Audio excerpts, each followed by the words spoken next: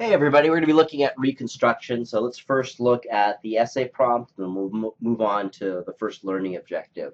So the essay prompt is to discuss the two constitutional theories that evolved around the question of Reconstruction and identify the three phases of Reconstruction, which were presidential Reconstruction, congressional Reconstruction, and redemption.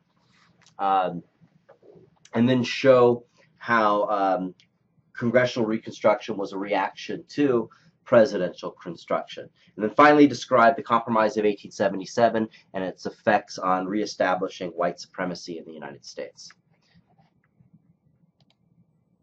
So a little background before we get into the first learning objective. Reconstruction, it's from 1863 to 1877, as posted right here.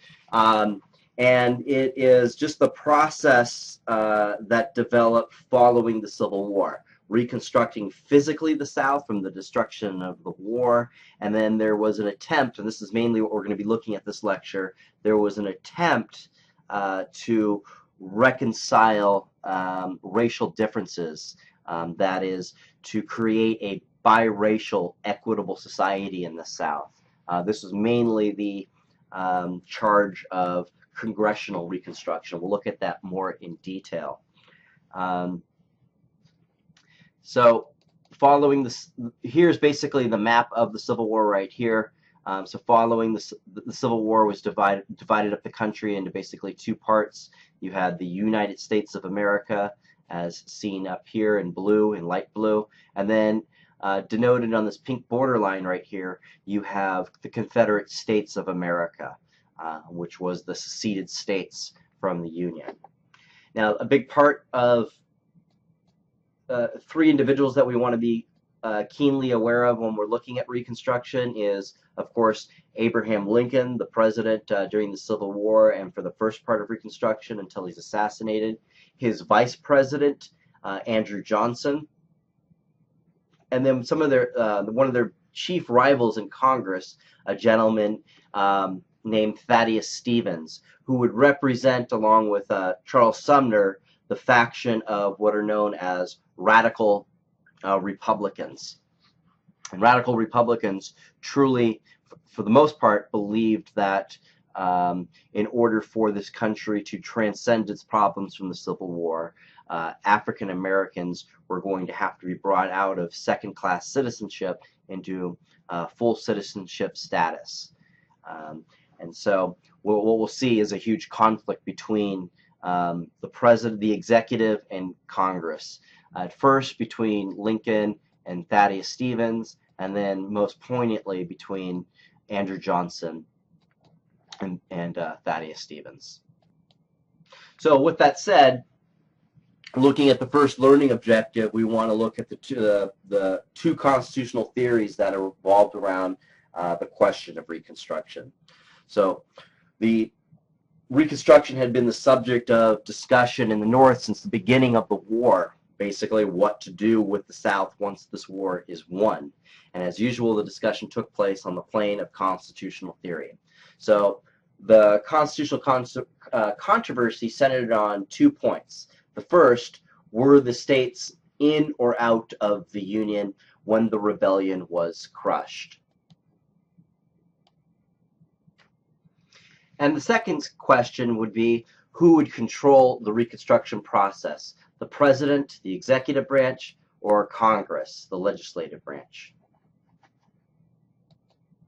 So again, these are basically the two questions that revolved around constitutional theories here, right? Were the seceded states in or out of the Union when the rebellion was crushed?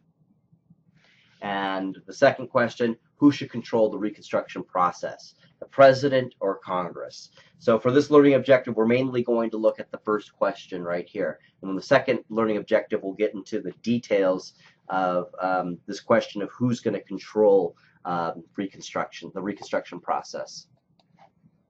So for many in the North, the premise was that secession was illegal. So strict logic of that, the idea that it was illegal, reached the conclusion that the former states of the Confederacy, the former Confederate States of America, had always been and were now states of the Union, with all the rights and privileges pertaining, right? So both President Johnson and Lincoln, first Lincoln, then Johnson, supported this view. They saw the states as indestructible, and they were never out of the Union for the very simple reasons that they could not be out of the Union. So this theory, though vigorously opposed by radical leaders like Thaddeus Stevens, received judicial support in the Supreme Court case of Texas versus White in 1869, when Chief Justice Chase, speaking of the majority, stated the following: "The Constitution, in all of its provisions, looks to an indestructible union composed of indestructible states. Considered, therefore, as transactions under the Constitution, the ordinance of secession, and all the acts of her legislative intended to give effect to that ordinance were absolutely null." In other words, secession could not have happened, right? "They were utterly without operation in law. The obligations of the state as a member of the Union remained perfect and unimpaired. It certainly follows that the state did not cease to be a state," speaking of Texas, "nor her citizens to be citizens of the Union," right? So Texas, when it seceded from the Union, everyone living there, even though Texas claimed to be part of a new country called Confederate States of America, according to Justice Chase, those people remain citizens of the United States. If this were otherwise, the states must have become foreign, and her citizens foreigners. The war must have ceased to be a war for the suppression of rebellion, and must have become a war for conquest and subjugation. Our conclusion, therefore, is that Texas continued to be a state and a state of the Union."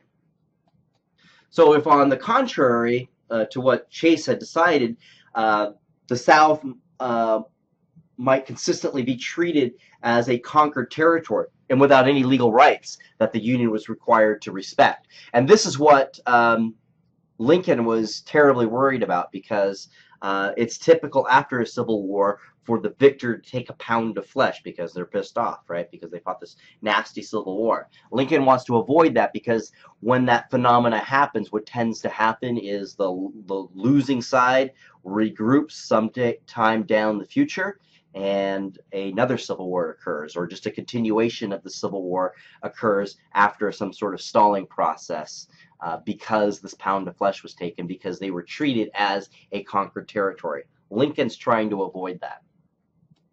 So on the other hand, radical Republicans led by Thaddeus Stevens, let's bring his picture up again. This guy right here, managed to prove to their satisfaction that Southern states had lost or forfeited their rights, and therefore could be treated as conquered states.